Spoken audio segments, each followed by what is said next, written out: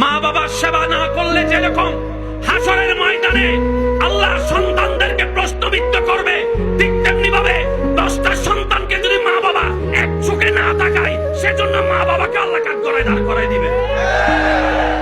যে ছেলে টাকা কামাবে বলে আমার আদরের ছেলে, যে ছেলে টাকা কামাবে তার বউ হচ্ছে ঘরের রাজা রানী হয়ে থাকে, তার বাচ্চারা নাতিরা হয় একদম সবচাইতে দামি। আর যে ছেলে টাকা কামায় না তারও দাম দেয় না, তার বউরের দাম দেয় না, তার বাচ্চাদেরকেও দাম দেয় না, আদর করে না, মায়া করে না, এমন দাদা দাদি নানা নানি আছে না? না,